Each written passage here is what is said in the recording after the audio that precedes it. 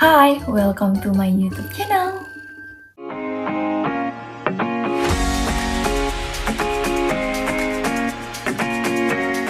Di video sebelumnya, Niki sudah membahas mengenai 3 unsur intrinsik pada puisi.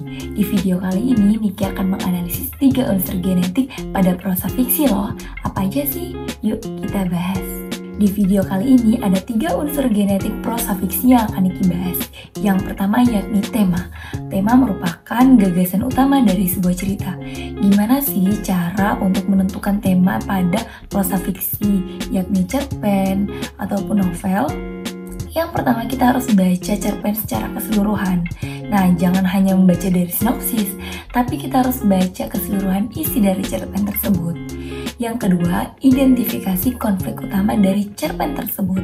Yang ketiga, mencari kata kunci dari cerpen tersebut. Barulah kita bisa menentukan tema dari cerpen tersebut. Yang kedua adalah amanat.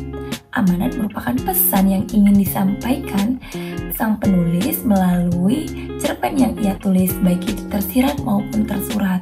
Gimana sih cara menentukannya? Cara menentukannya adalah wajib baca cerpen secara keseluruhan. Yang kedua, mengidentifikasi tema dari cerpen tersebut. Kemudian kita melihat nih dialog dari cerpen tersebut. Kemudian analisis latar belakang sang penulis. Kenapa sih kita harus menganalisis latar belakang penulis? Karena untuk menentukan amanat kita juga harus tahu apa maksud dari sang penulis tersebut. Yang ketiga adalah gaya bahasa. Gaya bahasa merupakan penggunaan tata bahasa atau gaya bahasa yang indah untuk membangun sebuah cerpen.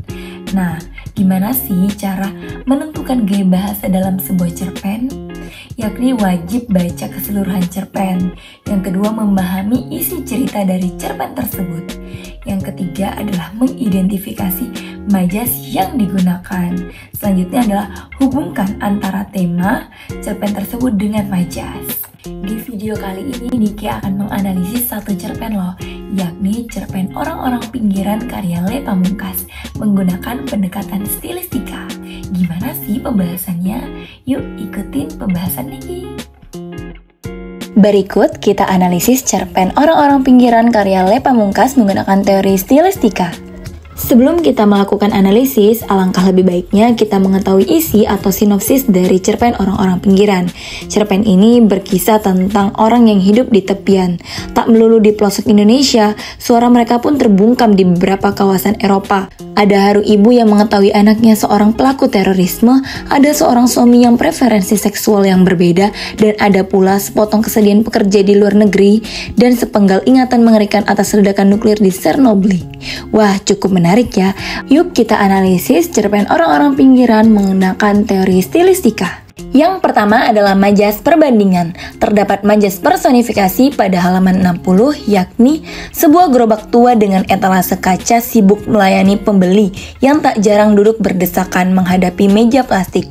Kalimat tersebut mengandung majas personifikasi karena membuat seolah-olah benda mati memiliki sifat bernyawa. Yang kedua, terdapat majas eufemisme dalam kalimat di halaman 58, yakni kata orang, mereka yang memakai kacamata itu pintar, suka membaca apapun, jadi lebih baik segera dinaikkan kelasnya atau tidak usah sekolah. Kalimat tersebut termasuk gaya eufemisme karena menggunakan gaya bahasa yang halus untuk menyindir seseorang.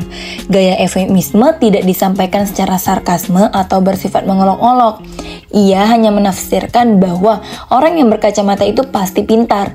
Namun di balik semua itu, ia juga mengejek jika orang berkacamata lebih baik tidak usah sekolah karena dirasa sudah pintar. Yang ketiga, terdapat majas metafora pada halaman 108, yakni dengan ransel yang melebihi batas kepalamu dan sepasang sepatu yang bergelantung di pinggirnya, terhuyung kau hempaskan tubuhmu di sofa. Kalimat terhuyung mengandung majas metafora karena memiliki makna tersendiri dan memakai analogi atau perumpamaan terhadap dua hal yang berbeda, seperti terhuyung yang berarti berjalan seperti orang mabuk. Selanjutnya adalah majas sindiran. Terdapat majas ironi pada halaman 48, yakni "Hei, berhenti menyanyi lagu itu, lagu para Sunda." Gaya ironi ditemukan pada kalimat lagu para Sunda. Selanjutnya terdapat majas sinisme dalam kalimat di halaman 54, yakni kepalamu, pikiranmu selalu saja kusut dan tumpang tindih. Kalimat tersebut termasuk majas sinisme karena mengandung ejekan yang sifatnya lebih kasar dari ironi. Selanjutnya ada majas penegasan. Terdapat majas repetisi dalam kalimat di halaman 70, yakni betapa mulia dia tapi dia tak punya pengalaman, sungguh ini bukan untuk Samira. Kalimat tersebut termasuk gaya repetisi karena memiliki pengulangan kata lebih dari satu frasa bersama objek yang meyakinkan suatu maksud. Selanjutnya terdapat majas paralelisme pada halaman 71, yakni artinya 21 cahaya matahari dalam bendera Kurdistan dan 21 etnik di wilayah Kurdistan.